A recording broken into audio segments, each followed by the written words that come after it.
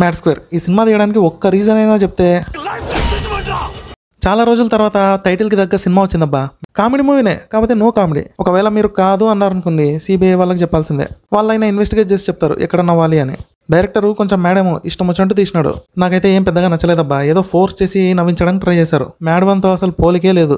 అసలు first part ఎలా ఉంటుంది, college life, love, romance, comedy, ఇంకా ఫ్రెండ్షిప్, కాలేజ్ గొడవలు, ఇవన్నీ చూసి స్టూడెంట్స్ అందరూ కనెక్ట్ అయిపోయారు.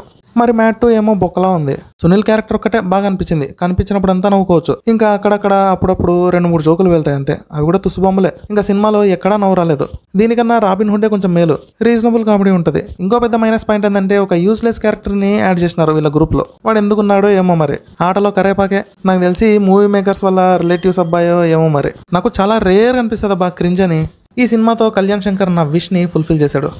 క్రింజ్ అని ఎందుకన్నానంటే మెయిన్ గా మురళీధర్ క్యారెక్టర్ వల్లే. ఫస్ట్ పార్ట్ లో ఇతని కామెడీ చాలా రీజనబుల్ గా ఉంటది. కానీ దీనిలో మాత్రము బిగినింగ్ నుంచి ఎండింగ్ వరకు క్రింజ్ అబ్బా. ఒక సీన్ ఉంటది, అందరి ముందర టవల్ ఇప్పేసి తుడుచుకుంటా ఉంటాడు అనమాట. అరే ఏంది నాన్న అందరి ముందర ఇలా చేస్తున్నావు అంటే, ఏం కాదులేరా అందరు మనోళ్ళే అంటాడు. సెన్స్లెస్ రైటింగ్ అసలు. యాక్చువల్గా ఇప్పుడు కాదు కానీ ట్రైలరే ఒక disaster. Allari Naresh the action movie ఉంది కదా, సేమ్ అలాగే అనిపించింది. అంతే, దాన్నే ఎత్తికొట్టినారు. Poor concept, poor writing, poor screen play and poor direction. ఇంకోటి, హీరోయిన్లు లేరు. ఎందుకు లేరు అంటే ఊరికే సరదా. సినిమానే ఊరికే బోర్ కొట్టి తీస్తున్నా. బొక్కలోది హీరోయిన్లతో ఏం పని నాకు.